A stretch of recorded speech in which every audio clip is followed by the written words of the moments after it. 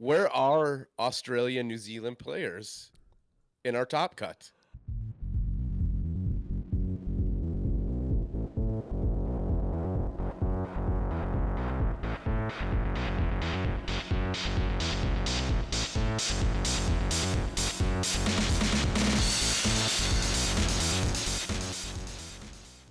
Welcome everybody to Dynasty pack cracking opening release day. So depending on what time your store opens or your shipment comes, you could be cracking packs as you're listening to us. Our sweet, sweet voices as you tear open those amazing paper packs. Yeah. Just a great feeling. Always feels good to get to just have new cards in hand for the first time. Feels like it's weird because every other game that we've ever played or I've ever played, it feels like you see the cards for months on end. Sometimes, like since the last set release, you're looking at new cards. And it's weird because like Fab doesn't even have that, but it feels like it takes forever from the end of spoiler season to get to actual release date. Yeah, this one was a little bit I feel like the last one was 2 weeks, and this one because we had spoilers and then they had the pre-release weekend at a big event, Yeah. and then the cards were released a week later. So I feel like this one we only had to wait a week because of Worlds, and there was nowhere to fit in a Dynasty release party into Worlds at the same time. Yeah. Worlds is a little different because the other callings being team events were clearly intended to be a little bit more fun. They were still a calling. They still, were competitive and they were still prizes on the line, but it was not the world championships. It wasn't even like a pro tour. So because of that, they were able to maybe have a little more fun with it. And it would have been fun to see some Dynasty. I know there was some pack cracking and stuff. Some people got to do some of that, but yeah, for the most part, it definitely wasn't like that wasn't like part of the weekend really in terms of how they were celebrating as a company. Right, right. So we're not above of making fun of other content creators, correct? We're not above that, I are mean, we? I don't think we ever are, but Okay. So let's have a little fun in the beginning here. okay. Before we get into your topics, I have Yeah. my own topic. Okay. And it's just around watching Fab this weekend. Mm-hmm. To first off, I really can't stand watching draft. Some people might love watching draft games. Yeah. I just had to turn it off. I can't watch draft. It's not exciting to me. It's less than ideal decks. Occasionally somebody gets an amazing deck, but I it would be more fun to watch the draft if the 8 players, if they had a pod and they could have little pocket cameras like poker and you could Yeah. see the cards. That to me, I would love to watch, right? Mm. At one of the top pods. Day 2, day 1, don't give a shit because you don't know where, you know what I mean, where they're gonna Yeah. get potted up. But that top pod for day 2, oh, that would be amazing to see that draft. So that's first off. Second off, let's talk about our fellow content creator that got a shot at the big time to do some announcing. Now, not everybody can be Tony Romo, Blake, right? Right. Tony Yeah. Romo's he's up here and he says everything that's going on with the game and knows it great. Right. And we all know that because he played well. I think Brendan tried to Tony Romo, but raised his voice level like 20 decibels too. I mean, he was angrily just shouting into the I microphone at us, giving us everything that we needed. And it was just an overload of information coming in very loud. And I know I'm not the only one because it kept on coming up in the comments on Twitch. And it's his first time. Sorry, making fun of you. You'll get another shot, right? right. Yeah. We're all above that. You need criticism. But holy buckets did we get yelled at. Like somebody should have been monitoring the comments saying, hey, 1 octave down. Let's just bring her down a little bit. Yeah, because that was like really the only big gripe. I mean, he did a good job. He had good information for the most part. Absolutely. I think it was just one of those things where he was excited to have the opportunity. It was a huge opportunity, and there were times where you were definitely like, Brendan, buddy. Like, and I think some of that even comes from, and like some of what throws you about it comes from the fact that if you watch any Arsenal pass videos, he and Hayden are very chill, very calm. They have a very like Very relaxed, laid back. yes, very laid back, very relaxed demeanor. And it's like he got on the camera and it was like he had that moment where it was like the equivalent of Ricky Bobby doing the interview where he didn't know what to do his hands with. They were like, all right, Brendan, we want to get some excitement. Don't be afraid to be excited. And he just misperceived excited as raise your voice and just talk as loud as you can without actually screaming. Yeah. So, yeah, we're making fun of that. Sorry. People will hate on us for it. They will. I mean, It's funny. It's funny. Yeah. I just, if I'm in here going like this and just going crazy and I'm this loud and I'm just telling you about, Blake, this is how my day went today. First we went and got coffee, then we went, like, you'd be like, message me, a message would come across on my phone, be like, dude, chill the fuck out. Are you listening to yourself right now? Yeah. You are insane. And people have said that on the comments of our podcast. Yeah. Hey, you need to chill out. Okay, I will chill out. Thank you for the feedback. I appreciate that. Yeah. Yeah. It was overall, it was really good. I thought the stream overall was good.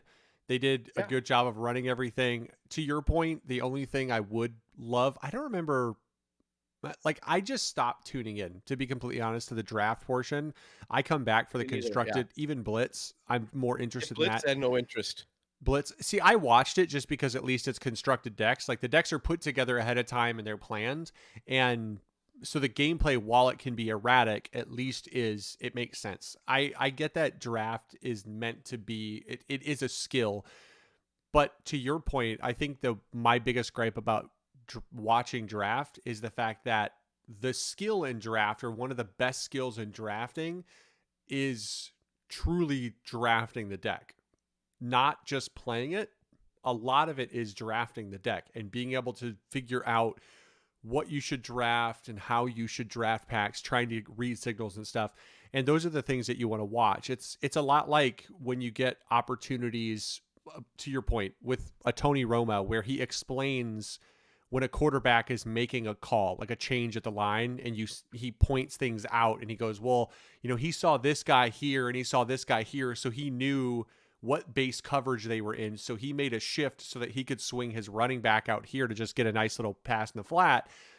That's what you want to see in draft. Is I want to see not, okay, well, cool, Michael Hamilton is clearly the most skilled technician when given a flesh and blood deck, but I would love to see how he drafted. I'd love to see what signals he was reading. I just can't do that based on watching him just play the deck. No, yeah, that'd be something that obviously be sweet because they could set it up. I mean, Flesh and Blood's big enough; they can make that happen. Right. The World Series of Poker can make it happen on the Ocho. They can make it happen for some streaming. Yeah. Overall, yep, I love the. So my other complaint, and this is nobody's fault except for just idiots. The comments on Twitch get so toxic sometimes. Oh, he effed up, he screwed up, dude. You are so not on the level of the person playing right now. Yeah.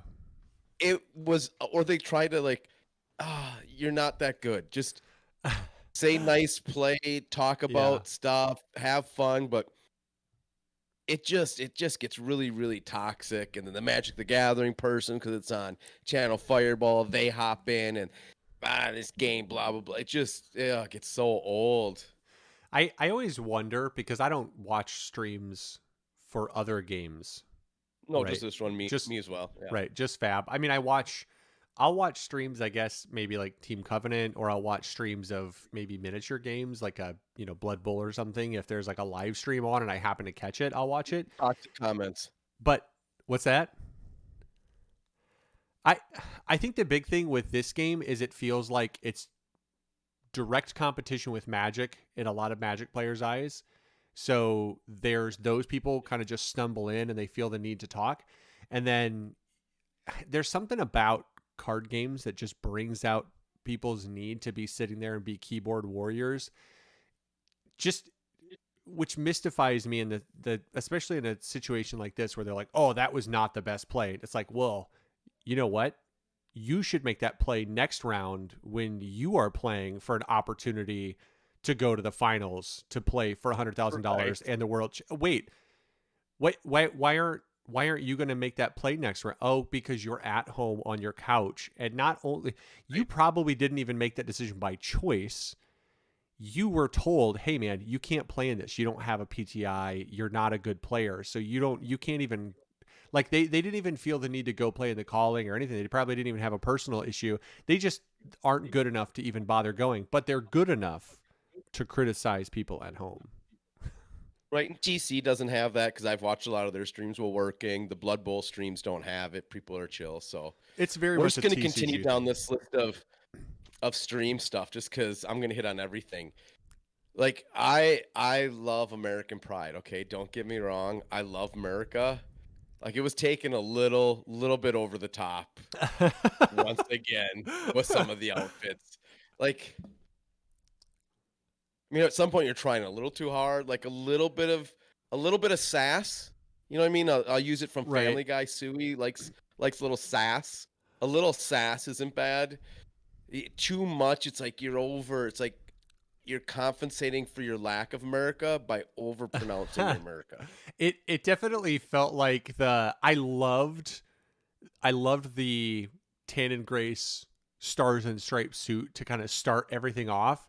And then he switched into a regular jacket and then he came back to the suit and I was like, you didn't need to come back. What you did at the beginning was sufficient. I really enjoyed it. I thought it was a good bit. But And just you're good. right, it did feel like the national pride, like USA or Flake. Flake was funny because he had Canada, and then he was like got the Polish flags out, and I that was played up a little bit. Where sometimes jokes we've been guilty of it. I'm sure at times where sometimes people just on those streams people play the joke up too much, and it's that classic. There's the there's the joke, then you can call back to the joke later on, but once you get to like the third time around, it's like Rocky 6. You kind of Right. We've seen it just enough. let it We've seen it go. enough. It's okay. We've seen enough of Rocky Balboa. We know how the story goes. It's Like something if he's you just want to rock the America shades, the Mhm. whole thing, I'm okay with that, right? Yeah, Just nice Gottlieb did subtle. that for a while. Yeah, just do a nice subtle America. Just boom. Yeah. And while we're on the topic of America, let's just rip.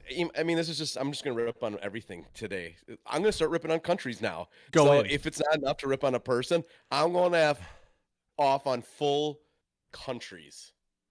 Where are Australia, New Zealand players in our top cut? That was like Cricket. that was the first thing I sent to a group chat. I was just specifically I definitely went a little hard on New Zealand in the group chat only because we were early adopters to this game, right? There was a small contingent of American players who kind of the early adopters, and I very specifically remember in the early days a lot of being told how much we sucked and how bad we were and how they were always going to be the best. They're just the best players in the world. And there's nothing we could do about it. And all of these things it just laid on. Then there were a couple people. I got to give credit to a couple people, specifically one that we've talked to a lot. Kale actually was one of the most foresighted people, and he always said, he's like, it's only a matter of time, guys. And I don't know why everyone's getting so. It's only a matter of time. America's too big to be like trash talking. He's like, have our day in the sun, but let's be a little careful. Like it felt like he was the only one with the foresight to go, you know what? I mean, America's big. It tends to happen this way, right? When we sink our teeth into something, we just have a lot. We have a lot of people. I don't know if you guys noticed this. 331 million, I believe, is what I looked at the U.S. population. So I mean, we're gonna find good players, and we Right. found half of the top 8 Yeah. uh, for Worlds. You know what I I mean, that's appreciated about the pretty the damn good. the top cut in Worlds is the percentage of Americans making up each round got higher. We were 50% of the top 8, 75% of the top 4, and 100% of the top 2, and the world champion. So, Yeah. So just we're just gonna keep going down the America thing, and now I'm gonna rip on myself Mhm. because I said in past podcasts several times, I said It's stupid to say there's the best person in the world. It's static. It's always changing. I was wrong. Okay. Because and there is no you can fight me on this till the end of times. Right now and for the past 30 days, Michael Hamilton has been the best fab player in the world. Yeah. And you can't Yeah. there's nothing you can say to dispute that. Yeah. He's either winning or he's there. He's won 2 callings, a national championship in Worlds. And a battle hardened Right. along the way. Right. Yeah. But yeah, but little, like that doesn't even he wouldn't even put that on his fucking resume. He doesn't need a to. Battle hearted. That's just like an internship. That's some internship he Right. did in high school. Just that's like one of us winning our local armory and putting like it on a our resume. Tuesday. Yeah, that'd be like, oh, I won my armory on Tuesday. That's like him saying, oh yeah, I won the battle. He's like, I want a battle hardened. It's I only got a play mat for that one. I don't want to talk about it. It's kind of low. So yeah, so I was wrong. He obviously is. Watching his games, playing Icelander, and the decisions he made, and I'm like, why did he make that decision?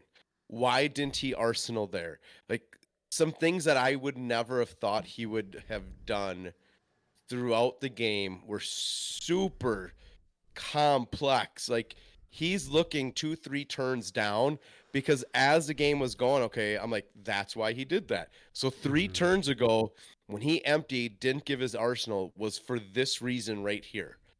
Either A, because he knows his deck so well and he knows I haven't seen these cards, they're coming. B, it's later in the pitch stack and people on this is another thing. Does he know what's coming? No, he doesn't. Yes, he does. He fucking knows what's coming in his stack. That's why he's so good. You have to have a good memory.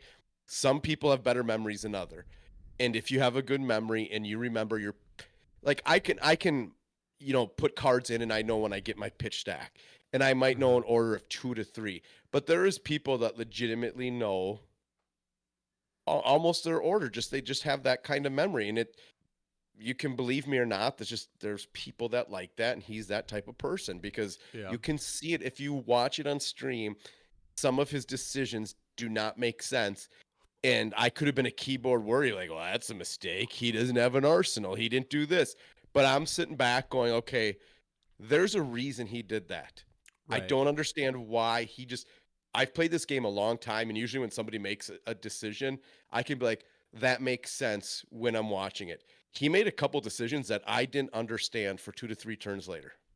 Yeah, that's insane, dude. Right. The big thing about him is when you watch him, he plays so tight and so clean, and it's hard not to look at him and just refer to him as a surgical player. The way that he plays is so surgical. It's so precise and so clean and so tight and so methodical.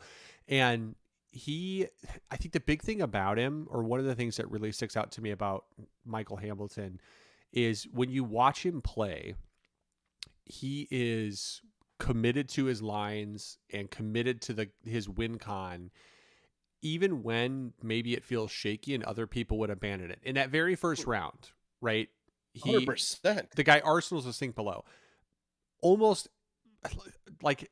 every player that I know, or a good majority of people that you would play with on a regular basis, people you'd play with at armories or more casual players, even some competitive players, at some point might think, you know what? I've gotten 4 turns of him off an arsenal, and I can go E-strike, spell, and get my arsenal back. I don't even care if he gets that sink below. But he understood the fact that while the game may be close at the end still, there's no reason to believe that his opponent was going to win or lose just specifically because of that sink below. The sink below being an arsenal played him into a position where if he just stayed committed to not letting that thing leave, it meant that he controlled the game. He had so much more agency than his opponent did, where he said, hey, you're playing with a blank hero. Your hero doesn't do anything anymore. And now you have to rely on playing fair. You have to play on your turn the whole time. You have to use your Storm Striders as part of your kill specifically. But then he in that moment, gained control of everything, right? His opponent's Stormstriders were immediately less scary because now if he plays his Stormstriders, well, you just respond with yours or you just get to block it out. Like, So many more options there. yeah. And they can't, and his opponent couldn't go into from the arsenal into Stormstriders, which is the way that you do it to Right. kill somebody even better. Yeah.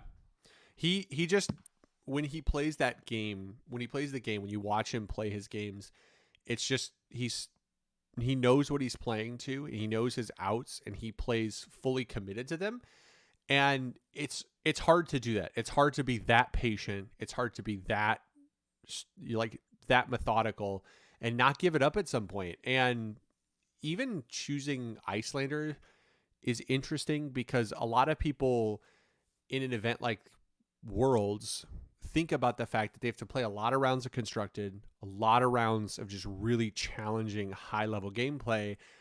And you'll see people that maybe would think, Icelander might be slightly better than Fi, but Fi is so much easier to pilot that they will play Fi because they believe it gives them a better opportunity to not lose to themselves. But he believed so wholeheartedly that he had the best deck and he believed in himself that he took the best deck in spite of it being challenging in his mind, right? Like he played what he thought gave him the best opportunity to win in spite of the fact that it forced him to play perfect the whole time or potentially lose a bunch of those games, because there were some games where he was living life on a razor's edge and he found his way out of it because he's Michael Hamilton. And to your point, everybody can argue, but let's be honest, nobody can actually argue that Michael Hamilton is the best Flesh and Blood player in the world now. I mean, he holds the championship, and it's hard to argue that anybody else has any hardware that can come close to that. No, not the consistency he's at. So since we're on Icelander and all that fun stuff, top 8, the same is diverse, same heroes that we've been seeing, a couple Icelanders, a couple Briars. Oldham, obviously, here's a case. I think they over restricted a card and he really got knocked down a bunch. Dromai making it up there was pretty cool to see. I didn't expect to see a Dromai at the top 8, but then again, with all the rounds of draft and everything like that, it's a smaller snapshot of the CC heroes. So this isn't as representative as the calling, which is way more interesting. That top 8 is fucking ridiculous. Yeah. 2 Reinars, a Bravo, an Icelander, a Lexi, a Briar, and a Fi. Come on. What are you talking about? And you know what? What were they smoking in San Jose, Blake? That is the top 8 for the calling. My mind was the most blown because sometimes you see those things and you just have you try to boil it down to something, and it's like, well, maybe it wasn't a huge event. Maybe it was just, and again, not huge in the sense that maybe it was a couple hundred people. So there was one really skilled player of this or 2 really skilled player, whatever. This was nearly 600 people. There were 586 people signed up for the calling, including national champs and, Pro Tour winners and top 8s at Pro Tours and nationals top 8s and national winners. And somehow that top 8 came out of it. And I don't even know what to think. I don't even know what to do with that top 8. I just don't even know how to evaluate it. Let's look at this. Oh, where did I lose it to? Okay, so you had a Briar versus a Reinar right off the bat, and let's see how many. There was just one Reinar in the top. Well, that doesn't make any sense. Well, these deck list numbers are not. I don't know who won that because I was looking at the deck list. Oh, you're trying to. And the first, second, third is Reinar, Bravo, Lexi, Icelander. So that means Reinar won Reinar and Bravo the Briar match. So the first match was Reinar, Briar, and Reinar must have won that one. Yeah, I don't know. I know that the final was just Reinar Bravo because that's such a weird, wild, which Can we talk about the fact that And Lexi, exists? yes, so we will. Lexi had to have beat the Phi because Lexi was in the top 4. Bravo beat that Briar, and Icelander. Did Icelander beat the other Reinar? It sure did because she got 3rd. Okay, so I got it figured out. So yeah, so you had Reinar beat a Briar, Okay. Lexi beat Phi, Bravo beat Briar, and then Icelander beat Reinar, which I thought he had a decent. Maybe I'm wrong there. I thought Reinar had a decent Icelander matchup, but I could be wrong there. Yeah. I mean, So I mean, you look at it. Reinar beating Alexi does not surprise me at all. yeah, that matchup is pretty chaotic. Yep, yep. Bravo, that's always been a tough one because Reiner can play very defensive and also has a club for 4, which plays good into the Bravo. And depending on the better pilot of that matchup, that Reiner player can pitch stack to do what our local Peter will do to us. And he'll all have all of his barraging beatdowns. So it doesn't matter how good your defense is. Yeah. He's just gonna take all your cards, and he plays by the books where it's 4, 4, 4. Yeah. Sneaks in a big swing here of 8 here and there, which really suck. But I mean, that's a good Reinar's a good deck. It's always struggling to Phi, so avoiding the 1 Phi in the top 8, then Reinar's a good deck. I mean, that's what Reinar out was Phi was struggle for it. Yeah. I still look at that top 8 and especially the final and think to myself that that in and of itself is proof of just how good this game is. As much as sometimes we can be critical, players can be so critical of every decision by a company, and we've been critical at times of decisions they've made here and there or mistakes they've made. But if we really think about it, by comparison, there are lots of games. We were just talking the other day in one of the group chats. I had to laugh because I realized every now and then that I'm in some DBS group that I just apparently have never left, and I always forget to get rid of it.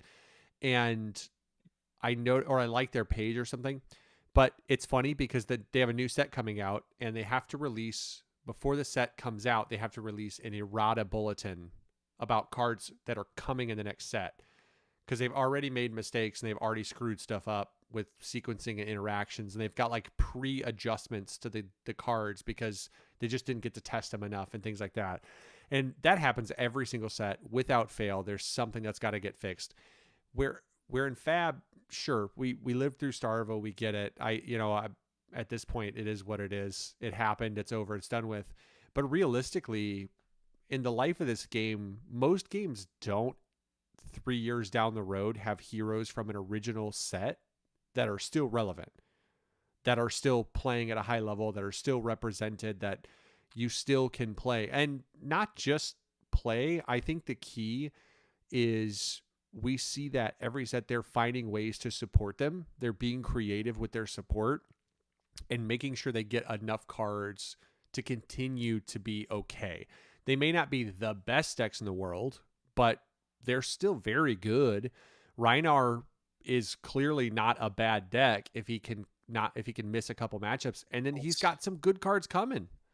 And after we talk about BNR, we will hit on that because there's some good stuff to talk about in Dynasty on that. Oh yeah, 100%. Which I mean, now that we've talked about, I think the first thing we need to talk about with the BNR is does Michael Hamilton, is he accruing Living Legend points? Is there a consideration to like ban him in Constructed, or how does that work with players? A player banned to Living Legend, first one. That was always the joke about Sasha, was that Sasha was the first player to Living Legend because he won too much, so they just hired him at the company. So he Living Legend onto staff, and then they made an errata to Sasha and they let him back out into the wild, and after he left, he took the errata and just went back to playing. So once again, let's just, plug us as a Simpson, which we said from the very beginning, the problem in Blitz is Aether Wildfire. we said it on this channel that that is what needed to be banned. And lo and behold, they ban it because it should be banned in Blitz. That card has no place in Blitz. It's too No. strong. Yeah. And they gave us Storm Striders back, which I much rather have. I love my Storm Striders. Don't Yeah. ever take my Storm Striders. I played a bunch of games just to kind of prove a point when we were testing one weekend. I played a bunch of games of Kano on a list that was built for Mage Masters, and I was just winning at like a 90% clip into anything that was put in front of me. But it just felt bad, man. It made me so sad to not be able to pop my Storm Striders and go for game. And I don't even, like, realistically, I don't even care that Wildfire is gone, because now you get to play a better, more interesting deck. That's just the way that I prefer to play the deck anyway. And a lot of it has to do, we've talked about it before. The reason that Wildfire is problematic is not just because of the effect, because the effect exists in Constructed. The problem is you have half the life, but it's still the same 6 damage. If Wildfire in Blitz was a different number, was 4, if you scaled it, right? Right. And it was a It was 4, scaled. it would make a huge difference, because then, just like in Constructed, how you run into a Guardian and they crown and pitch 3 to block 4 of your Wildfire. It's like, oh, all of a sudden 3 AB is a lot more problematic into Wildfire. But in Blitz, when people have 20 life, you just go, oh, cool, you're going to AB 3 of my Wildfire. Well, it's unfortunate for you, because I have 3 more things coming after this, and they're all +3. And even if you have blues, all you did was your entire hand was committed to stopping the extra 3 damage from Wildfire, and then all of the base damage, it's still coming through. There's nothing you can do about it. And that's why Add all that up and then put another 3 on top of my last one when you get your and I'll just blazing at the I'll end. just play my blazing at the end, and it'll be for like 12. Oh, you took 3 on everything along the way? Oh, you're dead. Look at that. So we're gonna also make a formal request tonight to LSS, Yeah. and we're serious. We want you give us one or the other. You don't have to give us both. We prefer Snapback to be released back to our deck, or Stir. I would prefer Snapback. Yeah. But I think we want one or the other back. Yeah. You got to give us Snapback. Snapback is not broken. It's just a good way that the deck works. It's only 2 3s, maybe 2 1s if you're running the blues. We'd like them back. So if you'd please just go back to the BNR, unban that. We're good. Yeah. If you just want to say that you forgot it, it was meant to be released with Storm Starters, we'd appreciate it. I just prefer the snapback art to Zap too. Personally, Zap just doesn't do it as much for me as Snapback. Snapback's just cool art. I prefer that art in my deck.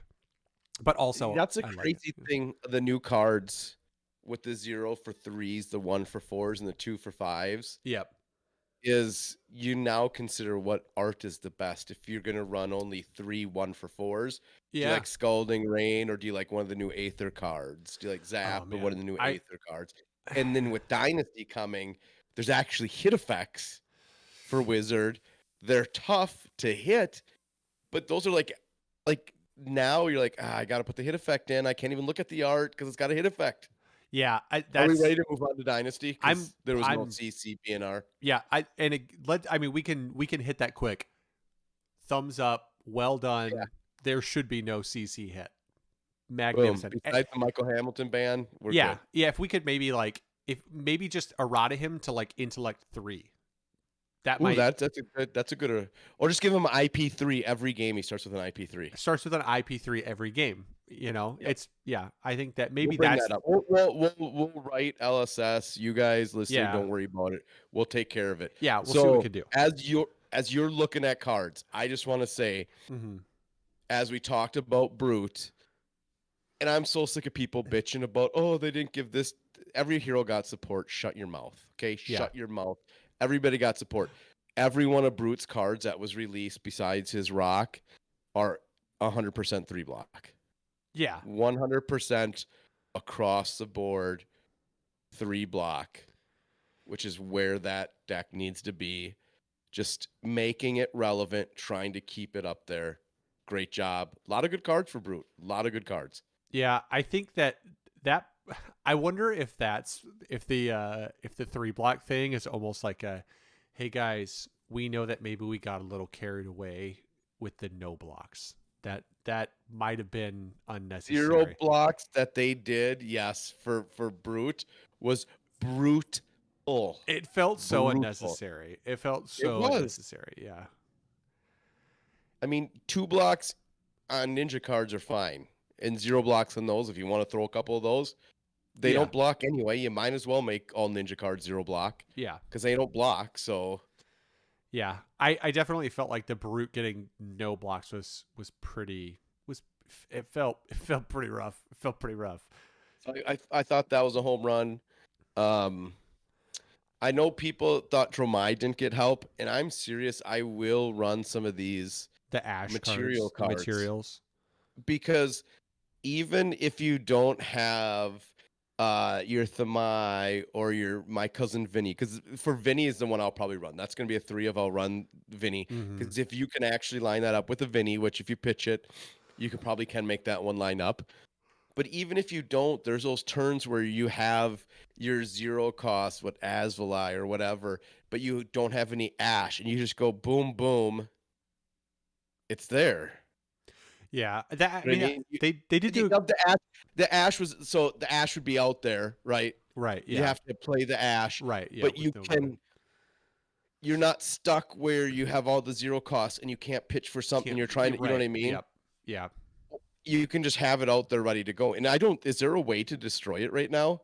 To destroy the Um, material? no, because it's material, so it can't be scoured, and it can't be what's the other one? It can't be like arg smashed or anything because it's not an item. It's not an item, and Like the it's My not Cousin Vinny one, you get that in your opening hand, right. Yeah. and they're easy. And I know a lot of people, oh, don't put go again on you. For the reason I just said, you can't put go again because otherwise you could just go Mm-hmm. boom boom the same turn and it'd be pretty broken because you'd be playing a red card. You'd give everything go. You can't do that. It'd make Yeah. Dromai a little too powerful. But just throwing it out at the end of your chain is fine. Yeah. Or blocking because you block a lot with Dromai. So blocking out and then playing that Mm-hmm. is also fine. And then if you had another red card that you couldn't play, you can instant in then your flame scale to make an ash. So it just allows for a lot of good stuff to happen.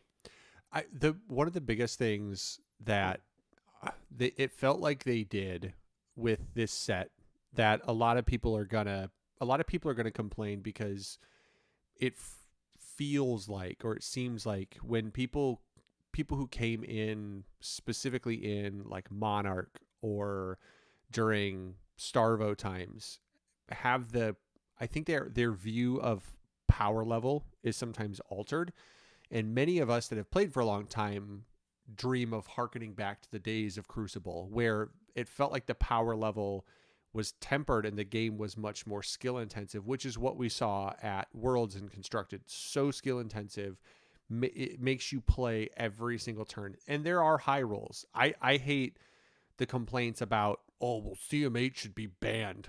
It's like, no, decks are gonna high roll. You need high roll decks, you need aggro decks to exist, because that's how you balance people from just turtling up and playing full fatigue all the time.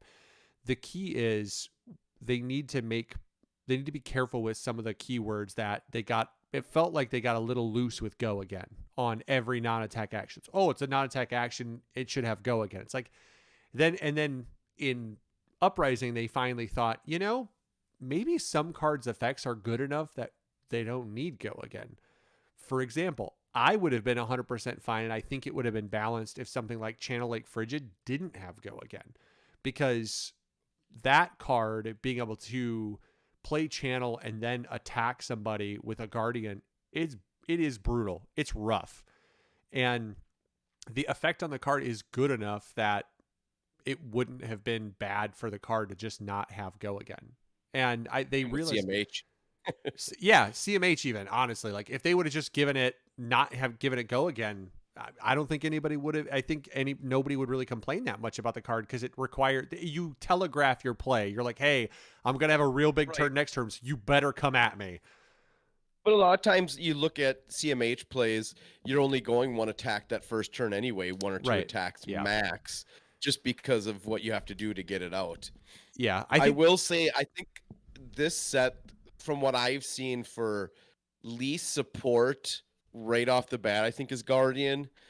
But at the Yeah. same time, Olden's been good.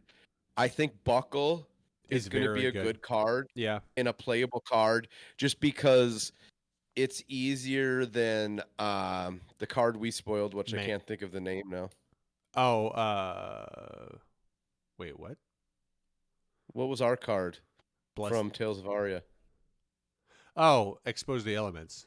Expose the elements. I thought we were So talking about like Mangle, no, and I was like, no, we didn't spoil Mangle. We weren't quite no. around So there. just the fact that you can destroy something with a -1 counter, which a lot of people are blocking with items at first time, Yeah. that's relevant in this meta, I think, because there's a lot of temper and a lot of temper that you keep around, like Flame Scale Furnace. So I think that's a relevant card. Yeah. I will practice with Shield Bash. I don't know if it will be anything, but it'll be fun to practice with and just try it Yeah. to see. But overall, not a fan of what I see unless you're going super, super defensive Bravo. Like, you know what I Mm-hmm. mean? Old school, just Yeah. Turtle up. fatigue. Yeah, almost fatigue. I think Ninja got too much. I don't know what you think about that. The only thing I would say about Guardian, I think the one thing they did really well is I like Steel Braid Buckler just because all of the shields up to this point have been really expensive and really hard to get. They are really high, like when you look at the two shields, they're legendaries, they're pricey, right? Rampart and now I think Rampart has come down some, but historically the shields have been really expensive. I do like that they found a way to kind of make a shield that will fit in the offhand slot that's better than the Rotten Buckler to give them the Steel Braid because it gives you 3. So 2 shots. yeah, Yep. Yep. I think that's Two better. different blocks. Yep, I like that one. I don't know if Ninja got too much. A lot of that will be determined by if Phi is able to leverage any of the Don't- tiger, the crouching I tiger don't stuff. see five. Do you foresee five being able to? They I really don't. want their draconic chains, Yeah, but I think Katsu's back in the mix hardcore. I really do. There's just looking at these, and I'm not a Ninja player, but the way you can combo some of these cards off, and with the Crouching Tiger mm-hmm. and with Art of War turns, you could set up some really wide, and even if it's a bunch of ones, you could have some fun with it. It's nothing that I will make or my mind can wrap around, but just offset looking doesn't look horrible to me. I think I mean the tigers are good. I think they may not make Katsu like super relevant in terms of making him meta relevant, like a better ninja, because at the end of the day, he's gonna have to play a game where he still sets up, he still plays complicated plays, and I think we've all seen a Phi who goes Art of War from Arsenal to start, and then just pukes 40 or pukes 25 damage. And Phi can do that more consistently off of less cards and kind of stumble into big turns versus Akatsu, who even with these cards is going to have to work harder. So I think they're good. I think it's important that that Katsu got them and has access to them. I just don't know that. I don't know that they push him over the top. I think they make him more relevant, which is, in I my opinion, wonder what you need to do. if some of these cards, because once again on these they went with a lot of 3 blocks. Yeah. Um, Majority of these are 3 blocks, which is relevant, and with not knowing where the meta goes, especially with the assassin class, Yeah. could we go back to a really defensive Katsu that can still go off with these big turns, but also play ultra defensive, depending on what the meta Yeah. shakes? I'm just saying it gives them a little bit more options. Yeah. I would argue that Warrior. Warrior's in a weird spot because I thought they got interesting stuff, but I don't know that it's super strong or anything. I think they got like a teaser, like you're not going to be good in this meta, but when we release our next set, you're going to be really good. So here's some cards to play around with, figure out what they do, because we're going to give you a little bit more in the next set. Because I do think they're going to do something with Bolton. You don't just give him that card and not give him anything else in a future set. So Bolton's going to get something, and he'll be back. He will be back. I think that felling swing is interesting, like the big axe buff where it's +6. It's granted it's for 3, but I think that you now maybe visit a Bolton who plays some big axe turns potentially, but I still With the cards that came out with him. yeah, you just go axe Bolton and play like a huge, it's more expensive than the Sabers, but maybe you can do something interesting there. He generates Axe swing. Is Axe swing 1? I can go find it again. The axe one. An axe cost, or you mean cost? Yeah, it costs 1, but Right. So you could, for 4 resources. So if you played that card from Arsenal, you could swing an axe for 8. yeah. The interesting thing with Bolton and the axe too is maybe at least you can do something interesting with like Lumina. And once you get the gem under him, the Irina's gem or whatever it is, you can get that underneath him, and then Lumina generates an action point now because you could play it at instant speed. So Lumina's go again. Like you swing an axe with no go again, and then you play Lumina, so you don't have to burn his soul all the time. You're not like married to the idea of his soul always being built up. And you can do interesting things where you can play an attack with no go again and charge, and then play Lumina as an instant, and then swing an axe huge or something. Like it does give you some cute plays, but I just don't know if it's good enough, I guess. So I mean, it depends. The only problem I see with that legendary card is you almost need a tutor, because if you don't see it till the end of the game, it did you nothing. right. But if you see it early, It's man, bonkers. that's tough to play around. Yeah, It's it's insane. really tough to play around. Yeah, it's super good. Mech, I feel like the blaster is the best thing Mech got, and then the arms that actually have block. I think that the actual mech itself, like the Voltron, I think it's a trap. Personally, I will make. I'm gonna talk to Kyle. Yeah. And be like, Kyle, and Kyle's gonna be like, Jason, he'll tell me it's not good. Like he's always the voice of reasoning, and I'll be like, I know it's not good, but I am going to play it regardless if it's good or 100%. bad, just because I want to play Voltron. Sure. Yeah, I think that it's 100% okay to try and play Voltron at an armory, but if I had to guess, I think that Voltron is a trap in terms of how good it actually is in competitive play. I think it's a trap, but I'm not saying don't play it. I'm saying it's a trap. But I want the card. I want that It's Marvel card really bad. I love it. I love the card. I saw the mat and it was amazing. So Art is just it's bonkers so good. I love what they did with it. I absolutely love Mech it. got a lot of good shit. I mean, It's cool even stuff. Yeah. it's like the next attack action card you boost this turn +3. It's a 0 cost with a 3 block. I mean, Stuff and then like next that. time a mech card, and then it's like that alone was good, right? Just Right. if it was a +3 for 0 with a 3 block, that alone is good. But no, let's put on the next time a mech item with cost 2 or less is banished to pay a boost cost, put it in your arena. How do you not just put that into your deck? The off chance. It sure does. It also does seem good that, BIOS update definitely seems like a card that makes you think about the fact that Visitronic on a boost turn is pretty good if you got the chance of playing some free stuff. Like you have Visitronic up that you can read it.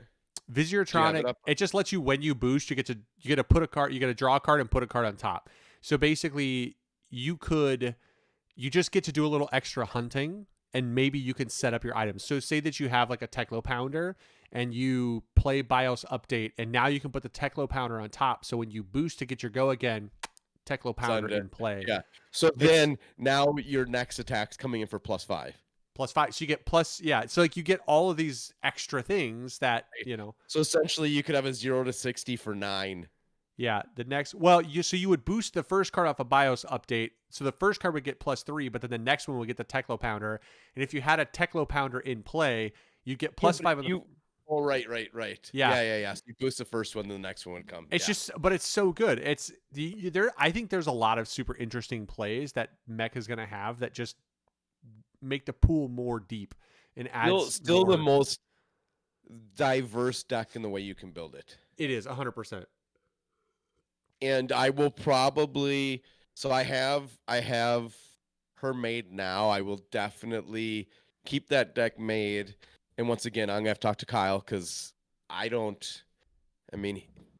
he's the wizard but doesn't play wizard, and I will need his help in building this deck because it's really cool and there's some big attacks and it just looks like fun, and she can still block as good as she always has, and just really good cards. So yeah, I'm excited. That's probably deck number 2 I'm most excited to play, I would say, is Mech with this new set.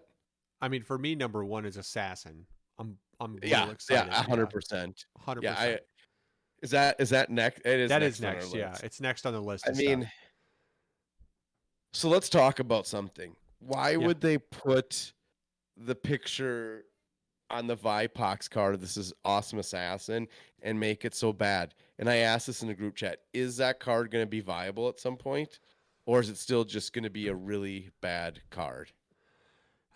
I think the issue with Vipox just kind of lies in the fact that at its max, it's a 0 for 5, which is good, but is it good enough?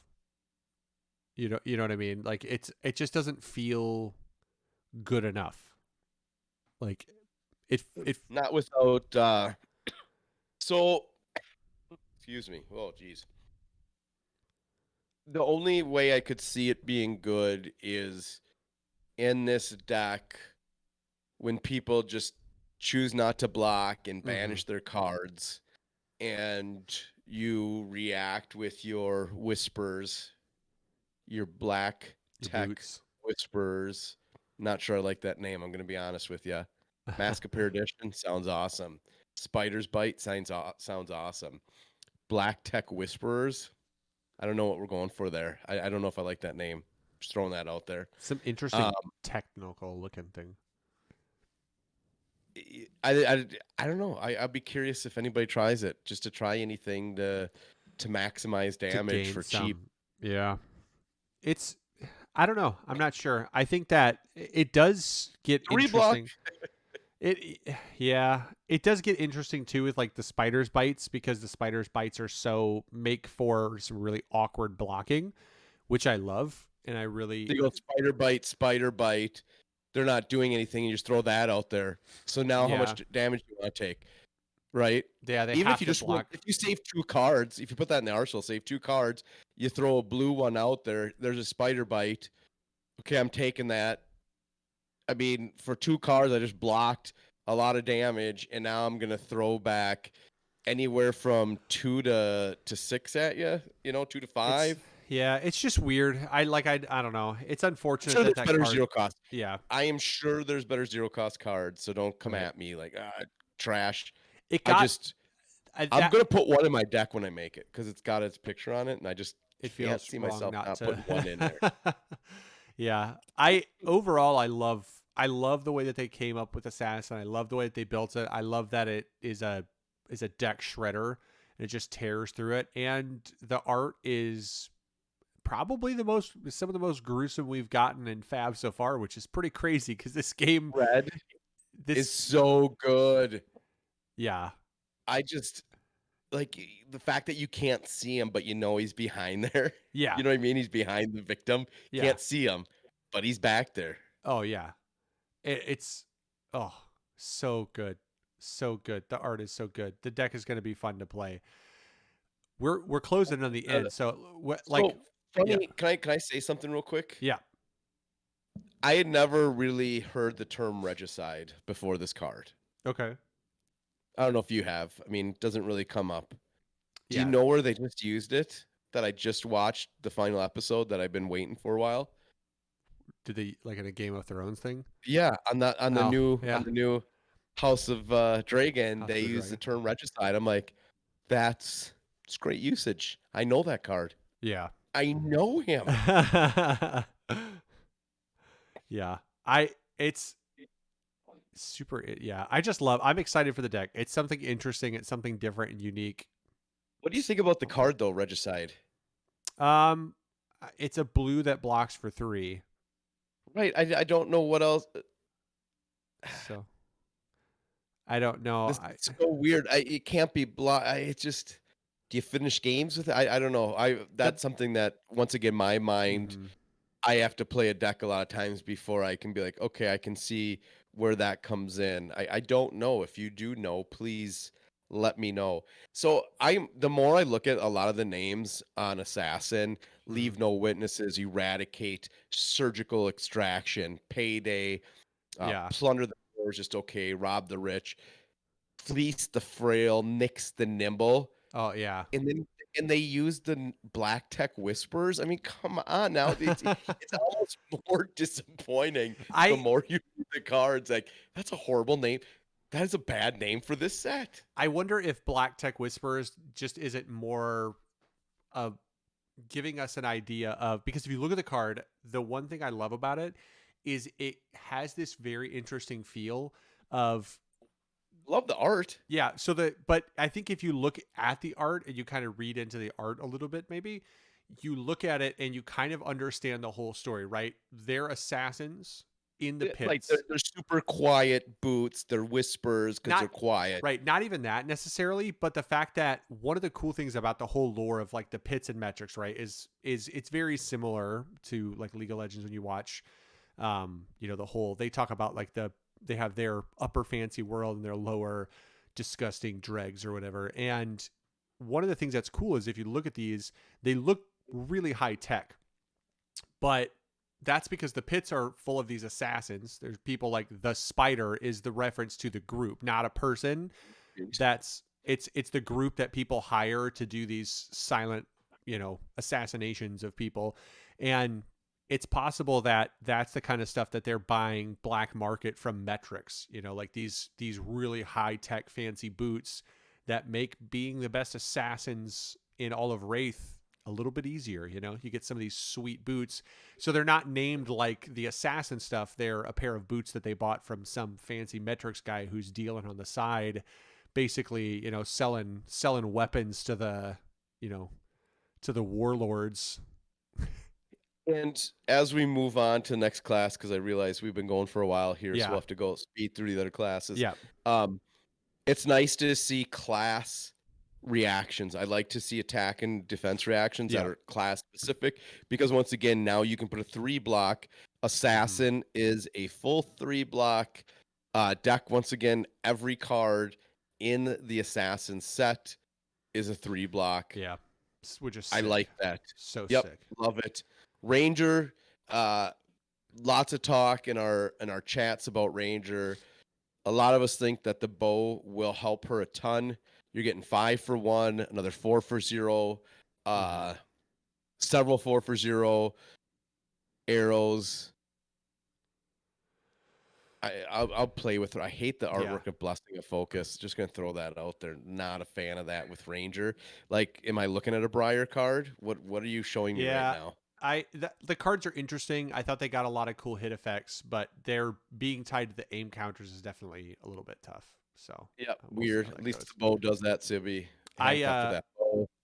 I don't know about you, but I'm a big fan of the fact that Runeblade basically got a bunch of cards that you go, is this card good or is this card it's okay? I like that Runeblade didn't just get a card like Swarming and Revel again, where you go, yeah, it's busted, it's completely broken.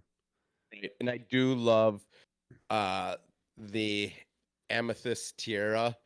I love the Marvel artwork there. I think that looks sweet. Yeah. And I'm guessing Chain wears it. Let's just be honest. Chain's wearing a tiara. Yeah. We've talked about this. Chain's cool with that. He doesn't have a big helmet. He's got a tiara on. It goes with his thing. Definitely duet. Love to see that again. That type of art. Our card that we spoiled, Blessing of Occult, is Mhm. still is right now top 5 favorite art from this set for me personally. Yeah, I love the art on that one.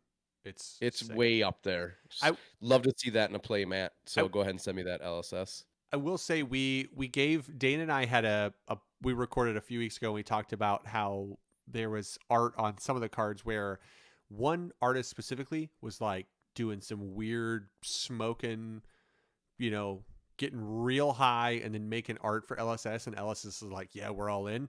Like they made Timekeepers Women, stuff like that.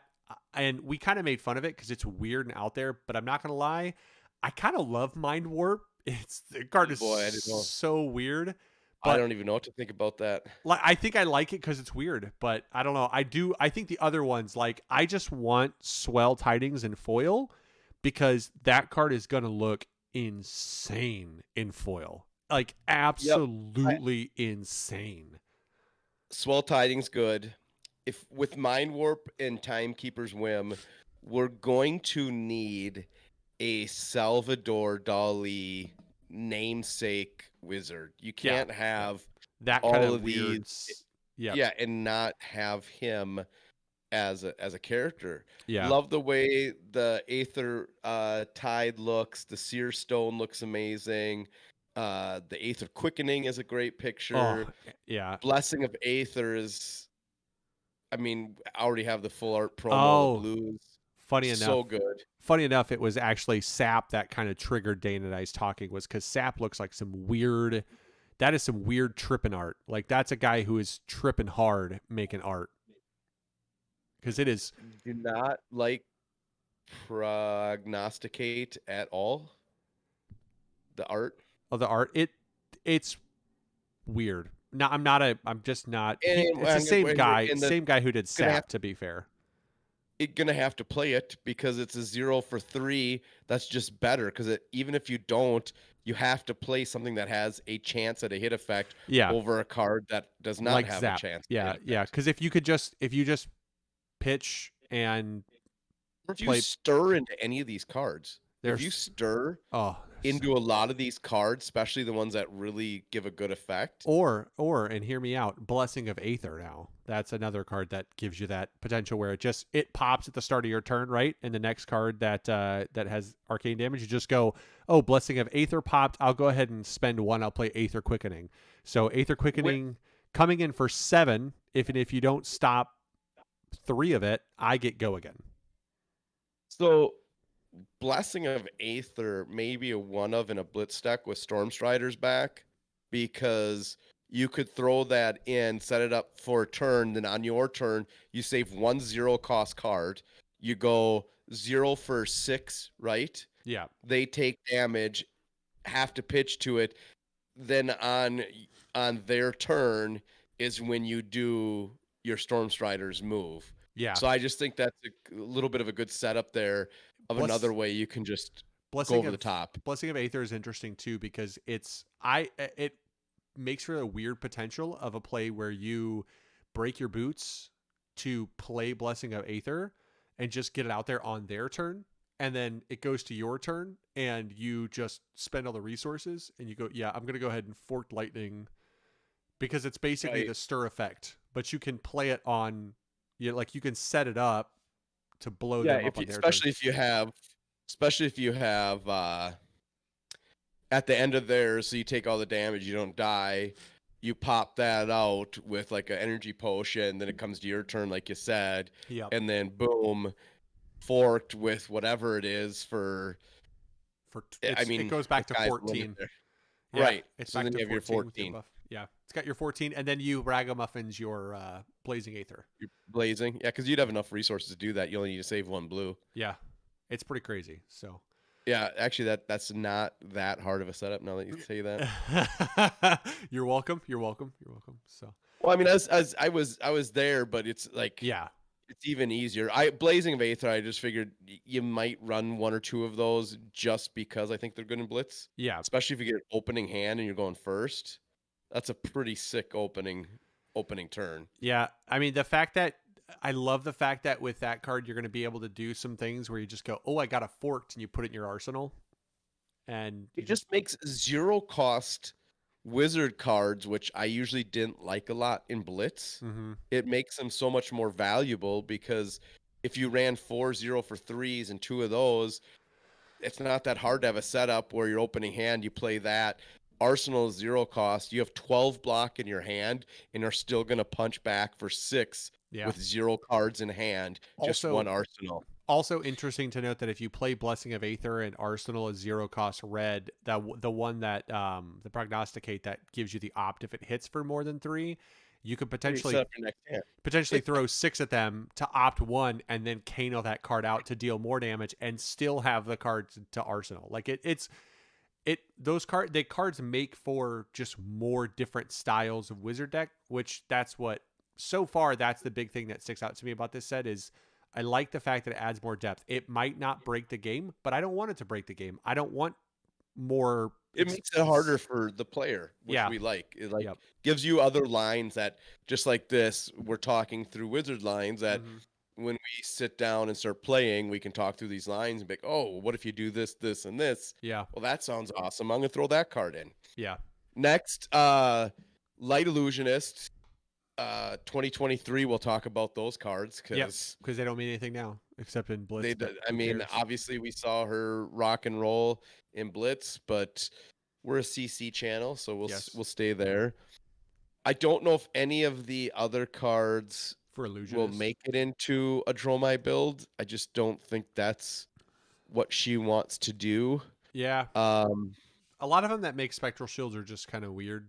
They don't yeah, they interact don't. with her I well mean, at all. the whole back of the set is kind of just worthless for a It- couple months. Yeah, it feels like they're just building up. They're building up a base so that way when something comes out, they got some more options. So I don't know. We'll see. It's going to have to be a light illusionist. You don't print light illusionist cards unless you give Yeah, a you light gotta illusionist. you gotta print one for sure. I think that's a no doubter. They got to do that. I wouldn't mind. I think Dane made a point a while back. I don't know if he's ever said it on here, but we were talking about it in a group chat. He brought up the fact that it would be kind of cool if maybe some of those replacement heroes they didn't even use them in a set because that could be a weird place to release a hero in a set that like oh we'll just add the new light illusionist in a set that doesn't have light or illusionist because we just need the token.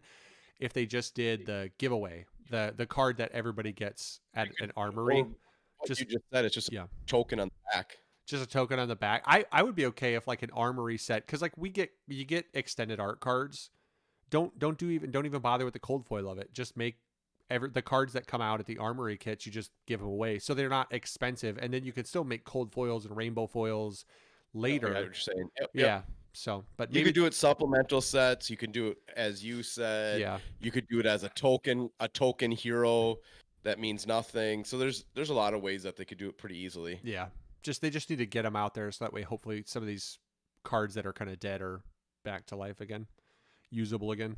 I mean, other than us going pretty long tonight, I don't. I think we wrapped up a big amount of A big week. You know, Yeah. a busy week of Fab. Yeah. I think we did it well. It's so good. We should get hired. They should hire us to do something. Yeah, I can come on and yell really loud and announce some card games and say Me stuff too. really fast. Yeah. Yeah, we could do it together. We could do it together. Yeah. We could make twice as much noise. Well, everybody, thank you for hanging out with us. Thanks for watching. Thanks for listening. As always, if you haven't liked and subscribed, which you would have already done if you're at this point in a podcast, if you're an hour deep, you've already liked and subscribed. So thank you for that. Otherwise, thank you for hanging out. We always appreciate the comments and, you guys interacting with us. That's always the most fun part is seeing what everybody else's thoughts are and seeing what you guys are thinking. So tell us what you think of Dynasty. How should they errata Michael Hamilton to make him fair and legal in play? Because I think that's the most important question we have right now pressing. And then what are you looking forward to in Dynasty? What are you looking forward to in the new year of Fab? Other than that, thank you again, and we will see you next time. See ya. Peace.